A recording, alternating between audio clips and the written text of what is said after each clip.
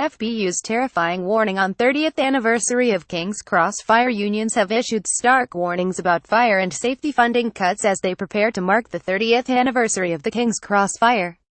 The fire, which killed 31 people and hospitalized more than 100, ripped through the underground station on November 18, 1987 before a fireball engulfed the ticket office.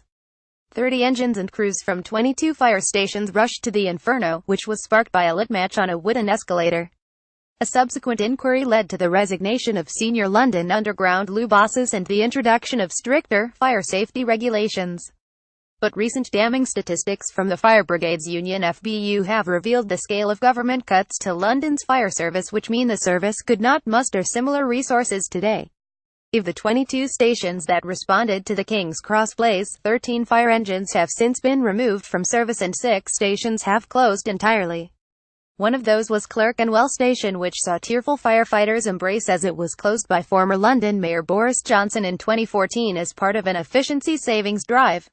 The union says more than 1,400 firefighter jobs have been axed and that this seriously hampers the capability of the London Fire Brigade LFB to respond to a similar tragedy.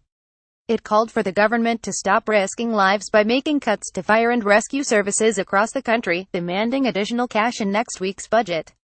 FBU General Secretary Matt Rack, a former London firefighter, highlighted the closures of Clerkenwell, Belsize, Westminster, Manchester Square, Kingsland and Silvertown fire stations, all of which sent fire engines to King's Cross. Fire crews having to travel from further afield would also delay the response to a similar disaster, he said. Mr. Rack added, it is obscene that we are having to highlight this extremely concerning depletion of emergency response resources in our capital in the very same year as the dreadful Grenfell Tower fire took more lives through fire in London than any since World War II. How many more lives have to be put at risk or even taken before the government will sit up and listen? LFB spokesman Tom George, who will be attending the memorial service, said the King's Cross fire was a game-changer for the brigade and the UK fire service, just as the Grenfell tragedy will be 30 years from now. Rail, Maritime and Transport RMT Union General Secretary Mikash said the fires at King's Cross and Grenfell Tower both stand as a reminder to everyone that safety and regulation must remain our words regardless of what the bottom line says on a set of accounts. This weekend's King's Cross fire commemoration event will reinforce in all of us the need to be ever vigilant in respect of the safest possible staffing, standards and legislation to avoid a repeat of this tragedy, he added.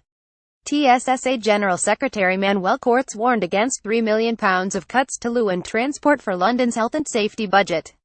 He will meet London Mayor Sadiq Khan to ask him to pause the cuts and to conduct a safety audit of all of London's stations. Without one, another preventable disaster like King's Cross fire is just a matter of time, he said.